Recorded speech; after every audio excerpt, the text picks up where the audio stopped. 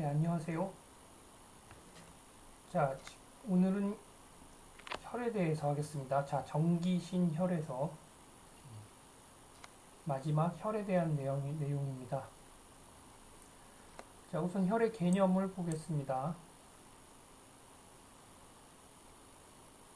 자, 만물의 생성 지도는, 즉, 만물이 생기는 그 어떤 법도는 음과 양이죠. 처음에 음양오행을 말씀드렸을 때, 모든 사물은 음과 양으로 나눠질 수 있다고 했습니다.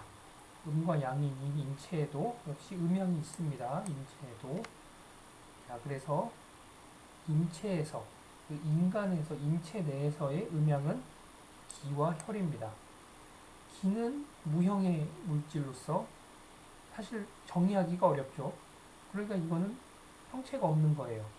그럼 음과 양 중에 지금까지 개념을 제대로 어느 정도 이해를 하셨다면은 이게 기는 양이 되는 것을 아실 수 있습니다.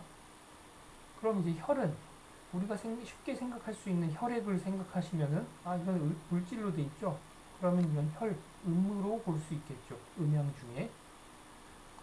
네, 그리고 이제 양은 이제 여기서 나옵니다. 양이 기를 주하고 기가 온전하면은 신이 왕성하게 된다. 그 다음에 음은 혈을 뜻하고요. 그래서 혈이 성하면은 이제 형체가 아주 단단하게 되는 거죠. 뭐 그냥 이걸 연상으로 생각해 보시면은 만약에 피가 모자라거나 피가 부족해요. 출혈이 심해서 피가 부족하면은 어떻습니까?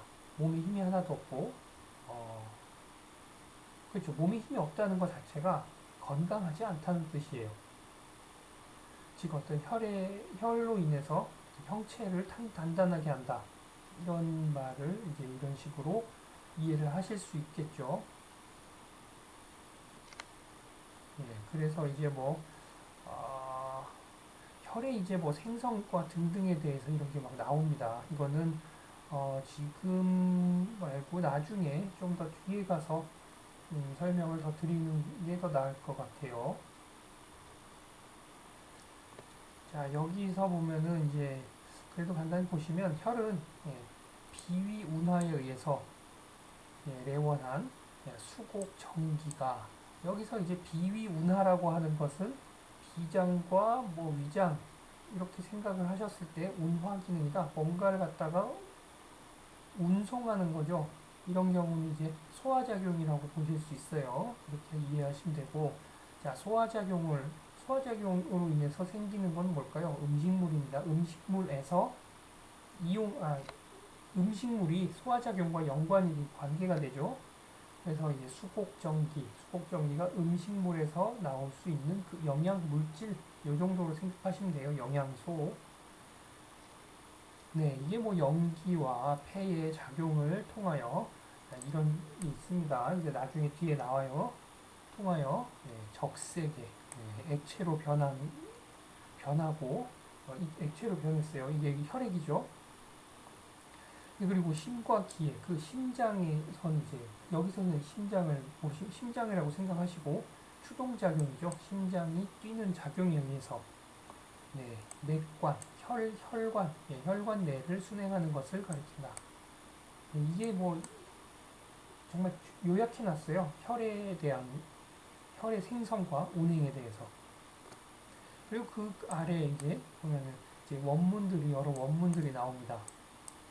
사실 이런 원문들은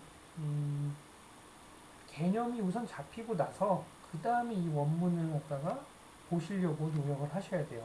원문부터 보시려고 하면은 어차피 한문 해석 능력이 원래 좋지 않은 한은 여기서 뭔가 그 뜻을 찾아서 100% 이해를 하기는 좀 어렵습니다. 단시간에는 어려워요. 그렇기 때문에 그 위에 일단 개념부터 확실히 아신 다음에 두 번째 볼 때 그때 이제 원문을 조금씩 봐주시면 좋습니다.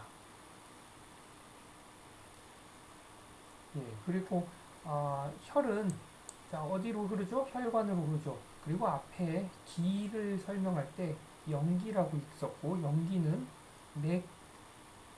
맥관의 가우 맥 내로 흐른다고 했어요. 맥 내. 이걸 갖다 그냥 간단하게 간소화시켜서 그냥 혈관에 같이 흐른다. 혈관 내로 생각하시고, 혈관 중에 혈과 연기가 함께 흐른다. 요거는 이제 이 사실은 조금 중요한 포인트가 돼요. 그래서 연기는 혈과 함께 흐른다. 요 단어, 요 문장 정도는 기억해 주시면 좋겠습니다. 그래서 내로는 뭐 오장육부에 가게 되고, 외로는 사지 백회에 그다음에 영향을 한다는 거죠. 자, 혈에게도 과학적으로 봐도 영양소가 있습니다.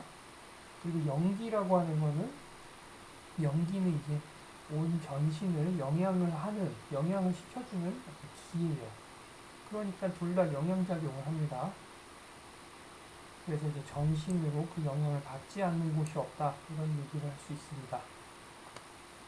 그리고 혈과 관련된 뭐 장부를 찾아라 뭐 이렇게 나오기도 해요. 혈과 관련된 가장 관련된 장부. 솔직히 혈관이 인체 모든 곳을 다니는데 연관이 안 된 게 어디 있겠습니까마는 직접적으로 혈액을 뭐 운행하고 만들고 저장하고 이런 거에 관련된 거는 이제 한의학적으로 봤을 때 이제 간과 심장과 비 정도가 됩니다. 가장 관계 있는 것은 요 세 개 정도는 이 한자어 자체로 하시는 게 좋아요. 심주혈, 심장이 혈을 주관한다. 아무래도 심장의 추동작용으로 혈관을 보내기 때문에 조정이 되겠죠. 속도 조절도 되고 혈류 조절이 됩니다. 그러니까 조정, 가장 중심부에서 이거를 주관한다고 이렇게 볼 수 있고, 그리고 실제 장기인 간에도 혈액이 많이 저장돼 있어요. 많이 있어요, 아주.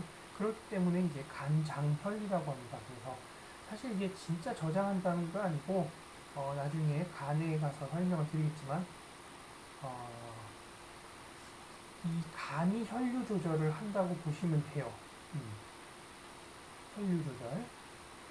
혈류 조절이 되는 거는 사실 뭐 댐이나 저수지를 같은 경우 보시죠. 저수지가 있는 이유는 물을 저장해 놓고 필요할 때 필요한 만큼 쓰려는 겁니다. 이런 맥락으로 간장혈을 보면은 간에 혈액을 많이 저장해 놓고 필요할 때 조절을 해가면서 쓰겠다. 이렇게 생각을 할 수도 있어요. 그래서 이제 심장은 혈액을 그러니까 물리적으로 조정을 하는 거고, 그 다음에 간은 움직임보다는 기능적인 측면에서 필요한 양만큼 이런 조절을 한다고 보시면 돼요. 그리고 이제 비통혈입니다. 이건 이제 뭐 통섭한다 뭐 이런 뜻인데, 자, 비장은 아까 비위 운화의 기능, 여기 비위 운화가 있습니다. 소화작용이죠. 즉 한마디로 혈액을 생산하는 양을 조정하는 겁니다. 그러니까 이거를 비통혈이라고 해요. 자, 음식물이 들어왔는데 소화작용이 어느 정도냐에 따라서 소화가 빨리 될 수도 있고 많이 될 수도 있고 적게 될 수도 있죠. 그렇기 때문에 비장의 어떤 기능에 따라서 혈액으로 만들어지는 혈액에 들어가는 영양소들, 이런 양 조절이 된다는 뜻으로 일단 이해를 하시면 좋겠습니다. 이렇게 해서 혈의 개념이 대략 이렇습니다. 꽤 중요한 내용이 여기 많이 들어가 있어요. 그래서 혈의 개념, 사실 어떤 이런 중단원이든 간에 단원별로 봤을 때 가장 중요한 내용이 중간에 있거나 뒤에 있진 않습니다. 웬만해서. 보통은 앞에서부터 시작되죠. 중요한 내용부터 얘기를 하고 들어갑니다. 자, 그래서 중단 혈에 있어서 가장 중요한 부분이 바로 이거죠. 혈의 개념. 그래서 이제 개념 부분에 제가 거의 한 타임을 다 사용하면서 이렇게 설명을 드린 겁니다. 그래서 요 세 단어, 심주혈, 간장혈, 이통혈, 그다음에 뭐 아까 말씀드린 거 음적인 성질, 그다음에 혈은 염기와 함께 맥, 혈맥 중으로 혈관 안에 돌아다닌다. 뭐 이 정도 기억해 주시면 좋겠습니다. 자, 감사합니다.